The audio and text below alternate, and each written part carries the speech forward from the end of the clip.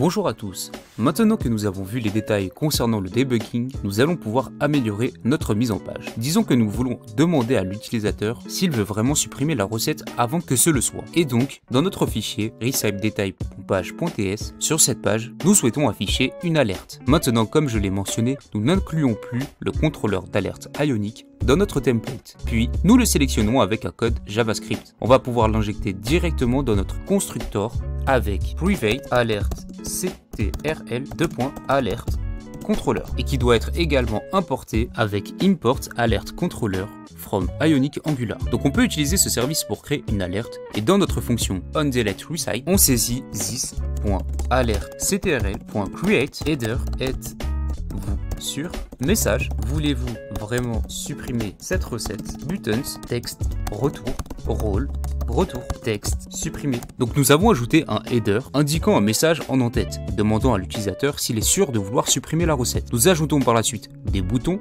afin de donner à l'utilisateur la possibilité de répondre. Ainsi, les boutons ici ne seront pas simplement un tableau, on va simplement mettre d'accord, mais nous pouvons passer un objet pour configurer un bouton avec un texte, un rôle et un gestionnaire. Puis nous allons ajouter .z alert present. Maintenant create renvoie une promesse qui nous donne réellement cet élément d'alerte. Cela n'a pas changé et nous pouvons ensuite appeler alertl present. Maintenant on veut supprimer si ce bouton est enclenché et pour cela on va saisir en dessous de texte supprimer handler en saisissant le code qui doit être exécuté. Et c'est tout ce dont nous avons besoin avec ce contrôleur d'alerte en cours d'injection. Et donc si on sauvegarde nos modifications et qu'on retourne sur notre application et que nous allons sur une recette pour la supprimer, nous recevons cette alerte intéressante. Si je clique sur retour, rien ne se passe. Mais si je clique sur supprimer, nous allons de l'avant. Nous supprimons ceci quand nous revenons sur la page d'accueil. Donc cela fonctionne et c'est un autre avantage d'utiliser Ionic avec Angular. Nous avons eu un accès très facile à ce contrôleur d'alerte et nous pouvons l'injecter partout où nous voulons afficher une alerte. Cette vidéo touche à sa fin,